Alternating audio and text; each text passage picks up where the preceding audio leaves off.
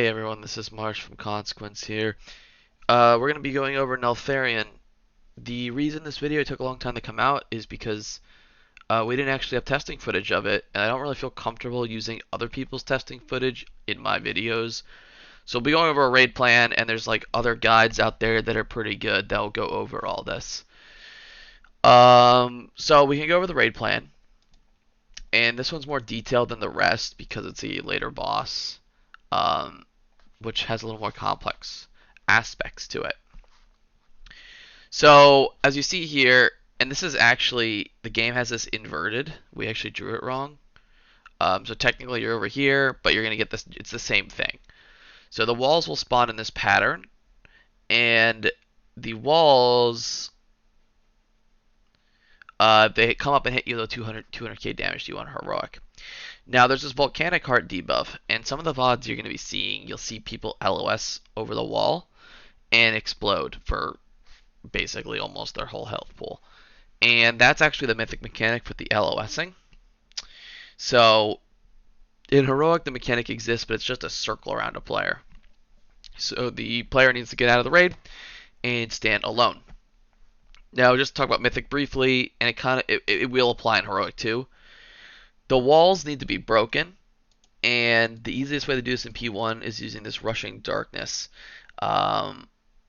cast. So basically Neltharion will target some players and knock them back. And if you get knocked back into a wall, you'll actually break that wall. So if you're trying to LOS, you could break here, and then someone can LOS here, and someone can maybe get over here, or you can break here, here, and here, and then you get one here, one here, one here. There's a lot of options you can do. But again, in heroic, you just take it out.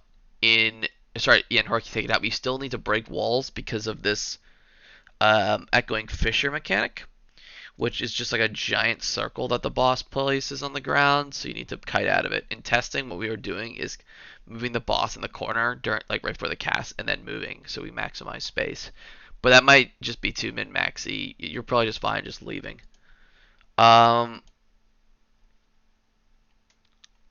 So you got a very, very, very, very short intermission here.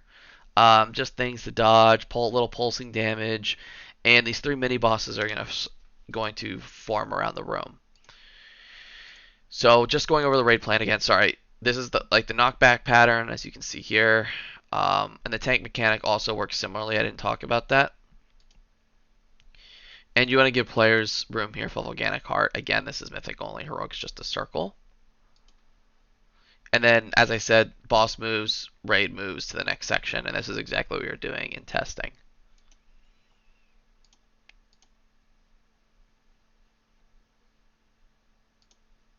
Now, in P2, basically the core mechanic is, the boss ads will kind of look like this.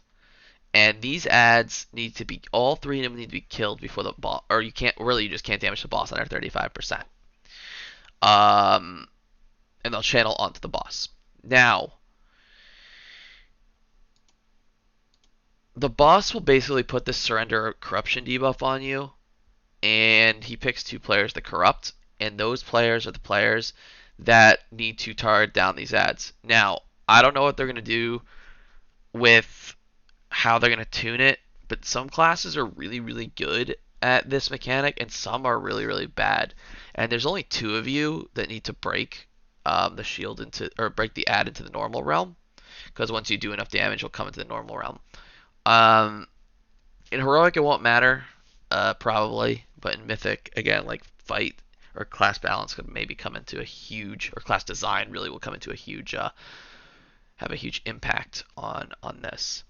Now, there's also a scenario where some very interesting decisions need to be made, even potentially in heroic difficulty if you're trying to kill it the first week, where if P1 lasts 2 minutes, are 2-minute users going to hold their 2 minutes for the ad just in case they get picked by corruption? What do you do about ad 2? Do you just get lucky? Do you pot ad 2 if you get corrupted? There's some decision making that needs to be made throughout this encounter. But hopefully heroic is just tuned to just like 2 players are corrupted, If one and a half of those players are hitting the ads, they don't come out. Another thing to note is that when you're incorrupted, you become hostile, and all your pets become hostile. So I don't know what they're gonna do about that, but like, you know, there's a world where all your pets become hostile and just get nuked in mass AoE around the boss by everyone else. So like when I was doing testing on a hunter, like once I saw the corrupted debuff go off, I moved my pet instantly away. Yes, you can heal your pet. Yes, you can revive your pet, but I corrupted instantly move my pet on top of the ad. So other classes might affect differently, but it also like affects the player. So right, so like if you're like a mage or something, you could just like spread ignite to everyone. Now there's things like that, just to keep note of. And talking about P2 more, the volcanic heart debuff still exists, which are the circles, and they're the LOS mechanic. Um, the tank mechanic is extremely important in this phase. So the DPS still get affected by rushing darkness, which is the knockback that breaks the walls, which is really important because as you see, you need to break into the zone where the other two ads are. So the idea is you end in one zone in P1 where one ad is, then you break your way into the others. The tank mechanic, how it basically works, is the main tank gets put into a realm. He can run through walls in the other realm, and then once the debuff falls off, the boss shoots his soul back into the body and breaks anything in between. So that's a really good tool breaking walls, and the DPS can also break walls. And that's basically how you do it. As I said here, this Ruptured Veil, 70k a second, or sorry, 70k every 6 seconds.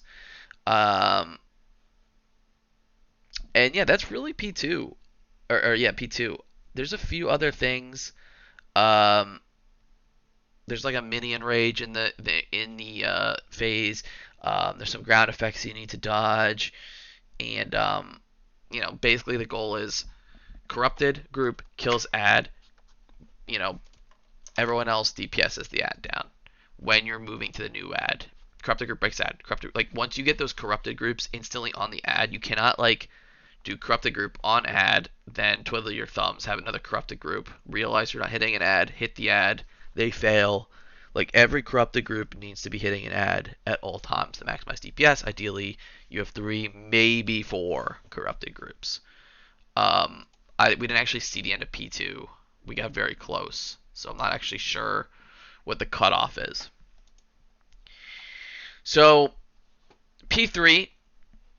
Actually, let me just walk through the rest of the P2 slides. As you see here, MCs, they're away from the group. Remember, they're all hostile, and they're on this guy.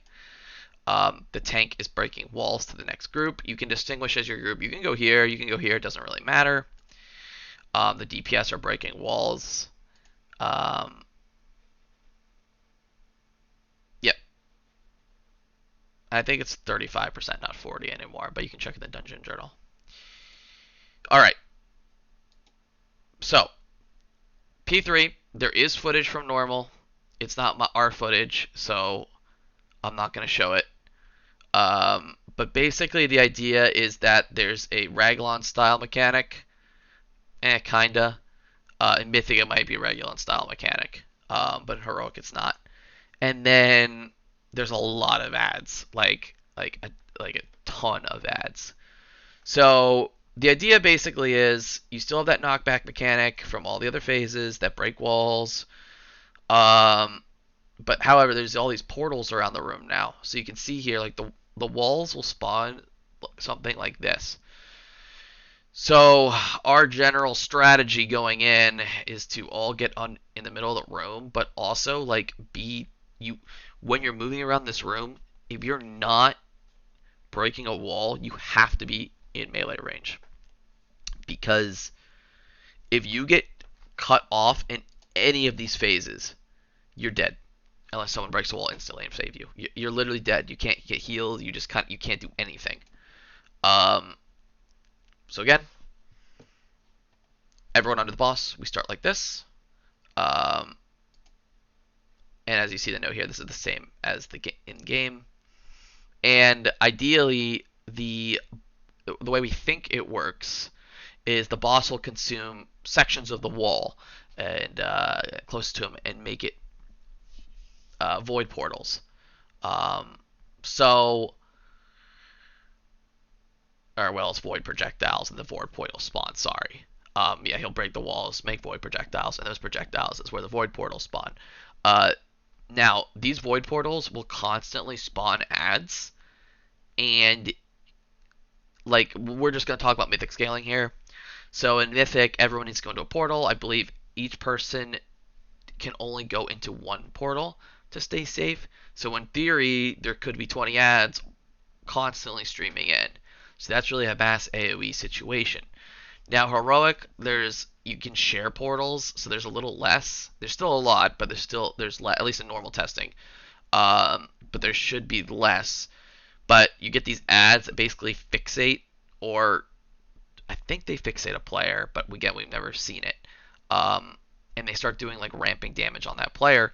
So leaving them up for long periods of time isn't good, but also maximizing your boss damage is good.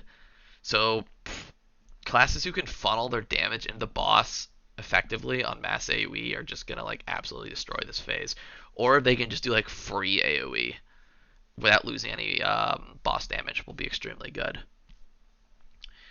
So that's really the last phase, and as you see here, this is the destruction cast, and it'll one shot you. You can share portals, you just have to stand in one. Um, Now on normal and heroic, it's important to destroy as many portals as possible. In mythic, each portal is limited to one player, so we kind of talked about that a little. But yeah, that's the fight. Again, I got some notes here. I mean, they're very minor. Like these are like this is the normal VOD. I'm not going to show it. You could find it very easily. Um, but P1 is pure single target. P2 is pure single target. Except there are situations if you're corrupted, you might want to like funnel on with the boss into the ad, but basically single target. And then P3 is mass AoE / funnel. So that is the damage spread. Yeah, tanks and healers need to break walls to ads in P2. I just made a note here because I feel like some people just might forget to do that and not like understand where the ads are spawning and how to deal with it. And yep, always be under the boss all times if you're not dealing with a knockback. Also note that the knockbacks like actually shoot a line at a player. If you get by that line, it's not great. So keep that in mind. But other than that, that's Neltharion. Seemed like a pretty decent fight. Could have some problems in P2, but we'll see how it tests or how it works on live. So we got one more video to go here. There's no footage on the video, but we'll talk about the last boss a bit. Until then, I'm out. Peace.